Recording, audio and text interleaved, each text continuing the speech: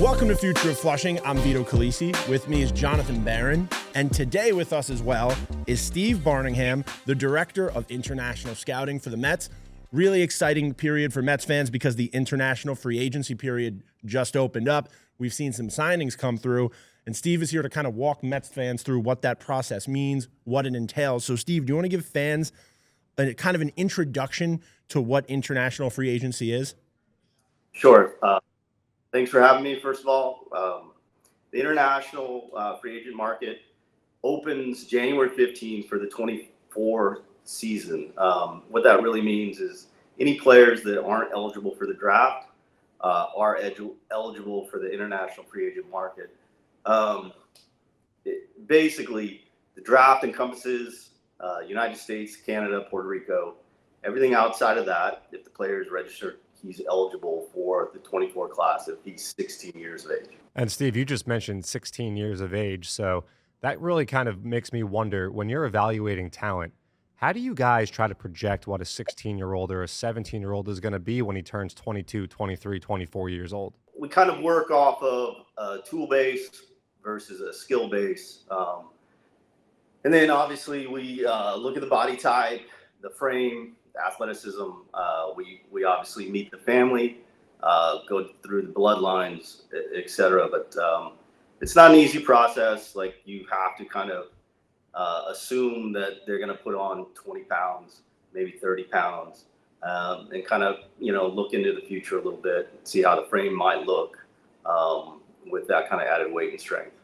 I know you started your career with the Mets back in 2005 as a domestic scout, correct?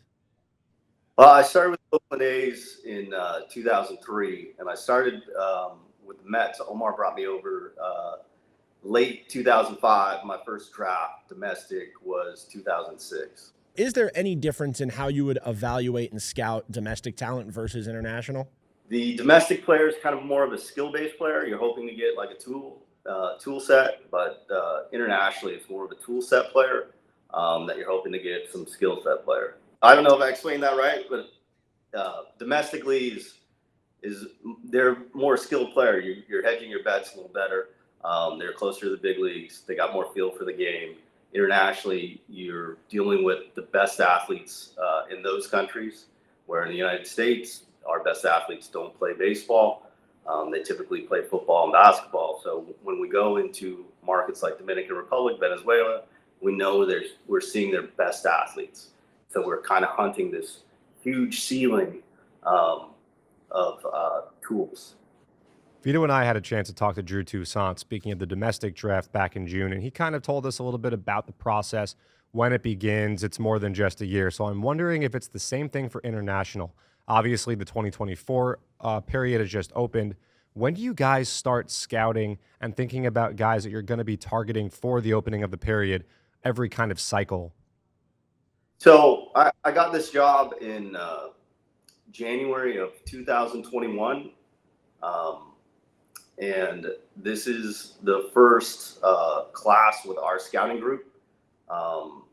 So it was a 3-year process coming into this. This is the first class that we've had as a group, as a unit that was not interfered with by any, committed players or, actually, we basically had a full bonus to work with. To answer your question, about 3 years in advance. All right, let's use that as a segue to go over some of the guys in this year's class. And Yovanny Rodriguez is a great place to start. One of the bigger names in this year's international free agency, a catcher who we've read has an incredible advanced defensive approach for his age. Why don't you tell us what you guys saw in him? Well, so just to go back to, he's got a very large tool set, and then with this player, obviously the skill set's through the roof too. He's very advanced for his age. It's interesting you talk about the defense. I think that was the last thing to develop. His bat's what got our attention. His bat to ball skills are incredible. His contact frequency is through the roof. Later, as he matured, his power started to come on. But this guy, he can hit. He uses all fields. He's got power to all fields, especially pull side. His pop time, home to second, is top of the scale. His arm strength is through the roof. We're talking about a 60, 70 arm strength. But really the greatest thing about Yovanny is he's very humble, he's disciplined, and he loves the game, and he really works at it. Just to see him progress over the last couple of years has just been really kind of inspiring. I'm very proud of him as a worker, as a human. He's got a great support group, and we're obviously super excited about him. I think this is a five-tool guy behind the plate. Obviously, the speed's going to back off, but right now he's running anywhere from 6'8" to 6'7" in the 60-yard dash. That'll back off, but this guy is athletic, he's physical, and he's smart. You mentioned the pop time. If you read about Yovanny Rodriguez, you read a lot of comparisons between himself and JT Realmuto, and all of what you said kind of explains why he received the largest bonus in Mets history. Now, he's obviously a catcher, and if you go back, you look at some of the past classes, the Mets have really invested in catchers, obviously, Francisco Alvarez being one of those. Is there something about the position that the Mets put this emphasis on, both domestically and internationally, to find good catchers? Well, so yes and no. So we work up the middle, right? The premium position is kind of where your larger bonus goes. So shortstop, catcher, center field gives you more options with position flexibility. The catching thing is kind of a coincidence where we just kind of had a run of catchers. But when I took this job in 2001, we did load up on a lot of catchers. What we were finding was like the attrition rate at the DSL was actually higher than our pitchers. So our catchers who are 16, 17 years old were breaking down faster than our pitchers. And you just can't develop pitching without catching. So we addressed it immediately. And so there's been like this surge in catching, which obviously will slow down. But the biggest part of like the numbers coming across is just, hey, we got to develop pitching, and we need some guys that can do this. And we were fortunate to kind of run into a string of them in a row. Another guy you mentioned up the middle and building that way, Edward Lantigua, another top 50 guy in this class signed by the Mets. Talk a little bit about him and what excites you about himself. Well, the body kind of jumps off, right? Like he comes off the bus looking the part. He's got a large frame. He's very lean. But the biggest thing, same thing, is like this guy can really hit. He's got real control for the barrel. He knows the strike zone. The powers come on pretty greatly. He's got pull side pop. He's a 60 runner, throwing now at average, maybe a little bit above. So we're, this is kind of the splash kind of center field type guy that you're hunting. Like, hey, this guy's going to have a great body. He's going to be able to drift in center and maybe produce some power. But for sure, we were excited about him. But number one, it comes back to just contact frequency, controlling the zone, and then, premium position, athletic tool set that also comes with a pretty good skill set. I think another big name from this class is the son of a Hall of Famer, Vladi Miguel Guerrero, plays the infield and the outfield out of the Dominican Republic. Obviously, one of the first things you see in that person is the last name, but obviously there's so much more to a player than their last name. So, again, do you want to give us some insight on him and what brought you to that signing? Yeah, Vladi, he's a great kid, super nice. Like, he's got a great kind of approach to life. He's kind of got a little bit of a carefree attitude, but when he steps in the batter's box, he comes alive. It's this super interesting guy that we tracked for years. Obviously, his last name is Guerrero. Every time you go to the Guerrero Academy, you see him. He's when we first saw him, a little bit out of shape, but more hitter than defender, more hitter, power hitter than athlete. But we're kind of excited about his progress over the last couple months. This guy's really dedicated himself. The defense has gotten way better. But the biggest thing for us is like when he got in the batter's box live, he came alive. Like he has great at bats. He's got more plate discipline than you would expect. He can reverse the barrel like crazy. He lofts the ball to the pole side as easy as anybody at that age. So, we're kind of betting on the bat here. Now, when we went back and looked at his brother's, track record and reports, et cetera, that's kind of a similar description where it didn't really have an emphasis on defense, didn't really have a position, body was a little out of shape, and, the brother obviously surfaced in the big leagues in a big way. So we're kind of like, hey, let's give it a shot. This guy, he's hit for us every time we keep showing up. Our scout, Wilson Peralta, did an amazing job. Stayed on it. He kept saying, hey, all he does is hit. At what point are we going to commit to this and give him a shot? And, ultimately, we came to an agreement with him and the family, and I think we're all excited to kind of see what happens. Now, it's a huge amount of pressure on a kid, but, I think he might just have like the right attitude for it, where he's, kind of carefree and just likes to hit. And he got the lefty gene, which is interesting. Obviously, big brother and dad are both righties. And it was nice to see Vladimir Sr. finally holding up or being in a photo with a Met jersey, something I hoped I was going to get in 2002 when I was a young fan. But it was nice to see that full circle moment with Vladdy Miguel joining the Mets. Another guy we want to ask you about, Jensi Rivas, an infielder. What can you tell us and Mets fans about Jensi Rivas? So it's kind of similar, right? Like Jensi as at Nina's Academy, and we first saw him in Mexico. He's there touring, and he could flat out hit. And he was a little undersized at the time. He was probably about 5'8", but he could hit and had control from the barrel from both sides of the plate. Shrunk the zone, showed kind of uncanny pop for his size. I think we tracked him for a while. We came back like a year later, and the guy's 6 foot tall and physical. We're like, hey, how do we get involved in this? And at the time, we were like, well, he's probably got to play second base. He's not the kind of athlete that you typically think is going to be in center field. And at that age group, you never really know what happens. So we stay with it. And, as we stayed with it, he got a little taller, a little faster. Arm strength grew. So we always loved the hitter. Now he's standing at shortstop. He's holding his own at shortstop, really kind of advanced, and showing the arm strength that we were hoping for. It's really come on late, and we're pretty excited about him. This guy, from both sides of the plate, if you see the swing, it's just pretty pure. He's kind of got this born-to-hit look to him, shrinks the zone, got a real good feel for the game, has a quiet confidence about him.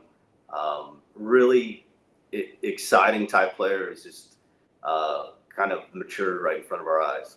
Now, as we're getting towards the end of this class of 2024 international free agency, why don't you tell us a little bit about Bohan Adderley, an infield and outfield guy, plays shortstop and center field?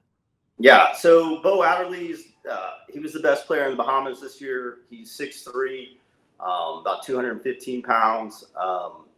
This guy's just a super athlete on a terrific frame.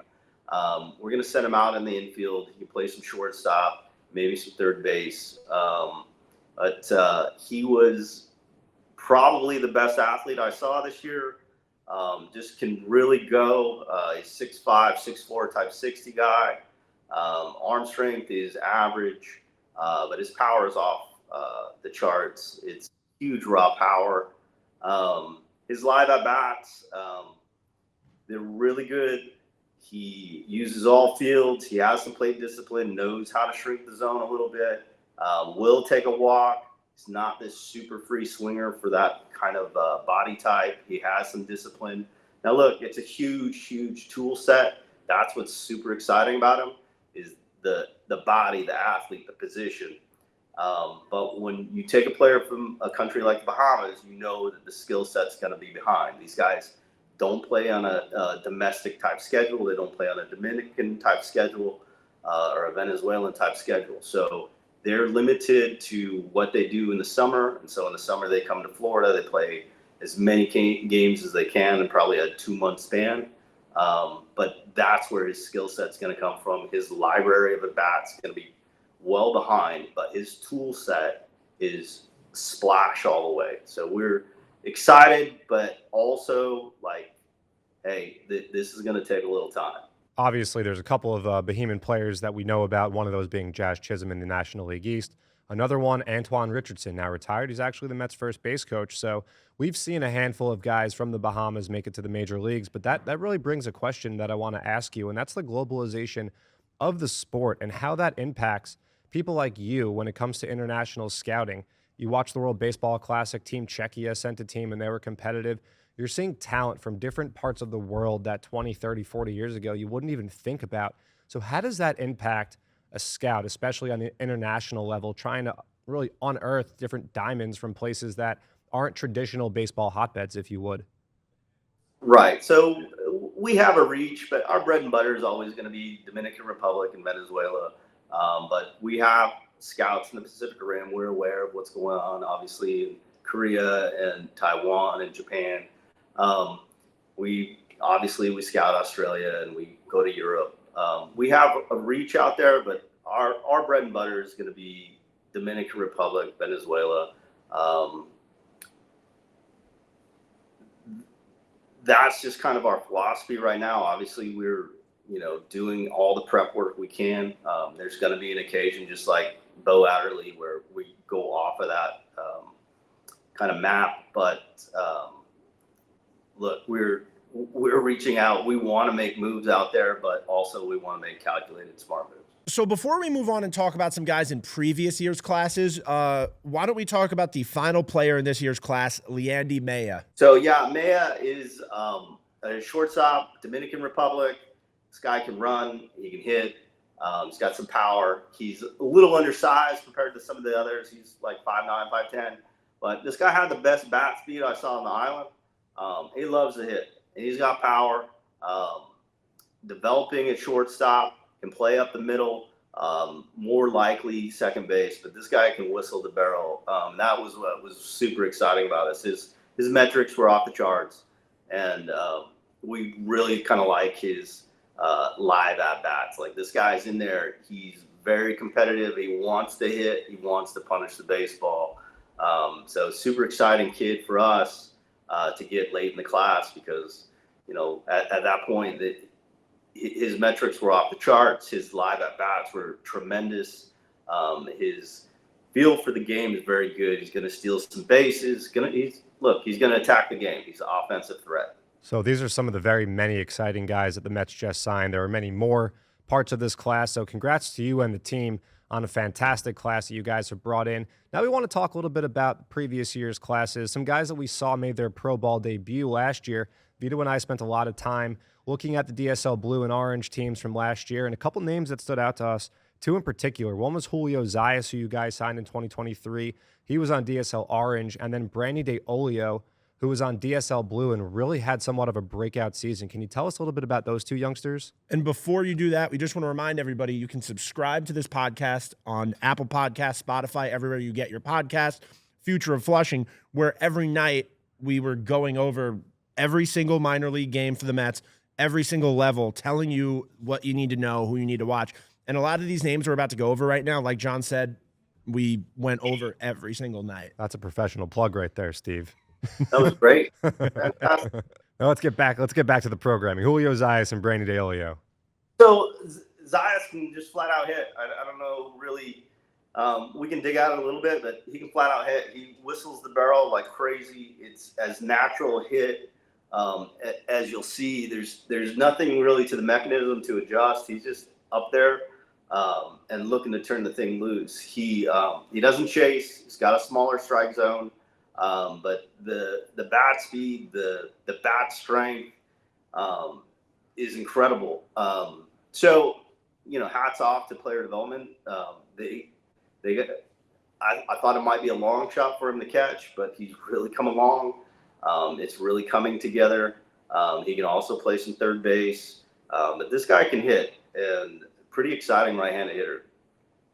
And you want to go into Bronny? Yes, sir. So Yeah, Bronny is like the prototypical shortstop body. He's lean, super athletic, can run. He's got a sure-handed glove. He's got plenty of arm strength. But what really kind of jumps about him is his contact frequency. He doesn't strike out, controls the zone, puts the ball in play hard. Very, very smart player. Can play shortstop. And look, we don't know what Bronny's going to look like with another 20 pounds of strength. But I think the power is going to come on. He's a pretty exciting player, but for sure, sure-handed defender, and he's going to give you a professional at bat. All right, Steve, before we move on to 2022 and some guys that really made an impact in the DSL last year, there's one more bonus guy I want to ask you about. Not a player signed by the Mets, but a guy recently acquired by the Mets, and that's shortstop Yovanny Rodriguez, who the Mets acquired for Tommy Pham. And after coming over to the Mets organization, Rodriguez was one of the best players in the Dominican Summer League. So obviously, I'm sure you guys got your eyes on him before he ultimately signed with the Diamondbacks. Just wanted to see what you could inform us and fans on Yovanny Rodriguez. Yeah, for sure. So we saw him for a couple days. Obviously, our scouts saw him for a long time. They did an amazing job. So we roll in there. The guy can flat out hit. He can really hit. So what's really interesting about Jeremy is when we saw him as an amateur, probably saw him when he was 14, 15 years old. I didn't think there was a chance he could play shortstop, right? So he was it was a totally different body type. So it was super interesting. We make the trade. I was like, hey, we love the bat. Obviously, all that stuff happened way above me. They didn't ask my opinion or anything like that. But we acquire the player. I run into the DSL. We see him, and I was like, yeah, that's not the same kid. I don't know if he grew an inch, 2 inches, but now he's standing shortstop. He can play shortstop. He can run. Those are two things that we had questions about, but we always thought he could hit. So we were pretty excited to get him, right? Like he just rolled into the place and he can play shortstop. And his barrel control is elite, and he's got room for another 15, 20 pounds. This guy might be yeah, he's pretty exciting. It was a great get. They did an amazing job. Yeah, it's incredible. There's so much talent up the middle, like you talked about. That's how you build a team: catcher, shortstop, center field.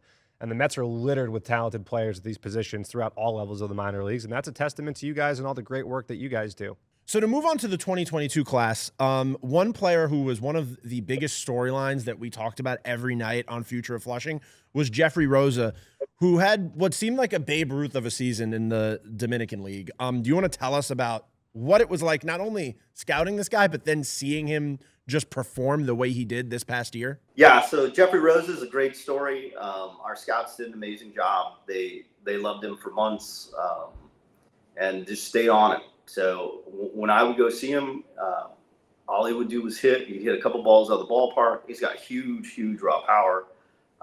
What's really fun about him is arm strengths come on like crazy. So, where he's kind of a corner player locked in, he's now a corner player with huge arm strength and huge power. He's just a fun kid. Got a chance to repeat the level, got his at-bats, and kind of found this momentum and groove where everything they threw at him, he had a chance to hit out of the ballpark. It's pretty amazing. Just locked in. I think 15 home runs is the most that anyone in the DSL from the Mets has ever, hit. But he's a worker, put his time in, and proud of him. He had a great year, put himself on the map. You hope all your players do something like that. Yeah, exciting to hear. He obviously, with his great season, took home some hardware at the end of the season, the DSL Complex Player of the Year, the DSL Complex Pitcher of the Year. That award went to lefty Franklin Gomez, who actually came over late in the season, made his stateside debut, but that was after a great stint in the DSL. What can you tell us about Franklin Gomez? Well, he's super athletic. Like this guy, he's kind of off the charts on our strength metrics and agility metrics. But the biggest thing I can tell you is he's a late convert. He, played the outfield up to about 6 months before the signing period. He just got on the mound when we committed him. He put his full time and dedication into developing as a pitcher. Our development guys did an amazing job. He bought in. That's probably the biggest thing. He bought into the movement patterns. He bought into the touch in the field. He bought into the bullpens. And, man, he's a worker. And he's a super athlete. So that combination gives you a chance, especially if you're left-handed, He's a kind of a strike machine. He's got feel for breaking ball, feel for a changeup. Fastball's got a little climb to it, and it's getting better. Like that's what's super fun about him is he's just now like getting innings and getting feel for how to pitch. Now, the Dominican Academy, which has been around for over almost 2 decades now, and just seen so much growth, you want to tell fans the importance of this outside of just a baseball perspective, and how incredible it is from just an outside the game point, because these players actually get an education and get degrees and get to have aspirations outside of just baseball. I think the first time I saw the complex was in 2005. That was our old complex in Bani. Omar Minaya obviously came in and made it a priority that we moved out of Boca Chica. We built the state-of-the-art complex, and we really started to attack some of the development parts of the Dominican Republic International. Obviously, Omar did an amazing job. It's kind of a copycat now. I think probably all 20 of the 30 teams have a similar complex. Now it's been obviously close to 20 years. But our education system is second to none. Neski Liriana, she runs the education process. I can glow and glow, but I'll just give you the stats. So last week we handed out 164 degrees and certifications. 43 of those were high school diplomas. It's pretty amazing. There's only about 105 kids come through that complex per year. And she's had a huge impact on each one. So I think that's one of the proudest things we can say is like, we're giving you an opportunity to play in the greatest city in the world, but we're also providing you with education. We're going to give you a foundation to take for the rest of your life. We've had kids graduate from college there at the complex. Just a really, really neat thing. That's amazing. That truly is incredible. So you mentioned Omar Minaya. And Omar Minaya was the general manager of the Mets for many years, including 2006. And in the 06 draft, there was a player taken in the 13th round who, I guess 9 years later, would put the Mets on his back, leading them to the World Series. And many fans at the time might not have been aware of the backstory, how the Mets discovered this player. And of course, I'm talking about Daniel Murphy. Now, Steve, before you got into international scouting, you were a domestic scout. And legend has it, you kind of put your hat on Daniel Murphy's success. You were the one who scouted him at Jacksonville University. And obviously all the great things that came to come, large in part were thanks to you and your belief in Murph. So can you tell us a little bit about the story with Daniel Murphy when you first saw him? I know that correct me if I'm wrong, he used to say, I'm Daniel Murphy and I hit third, when other guys would say, I'm so-and-so and I play this position or that position. What made you fall in love with Daniel Murphy? And talk about your relationship that you developed with Daniel Murphy during the years. Thanks for asking. That was the first player I signed with the New York Mets. That was a good one. That's a good start. Yeah, it's been like 18 years since then.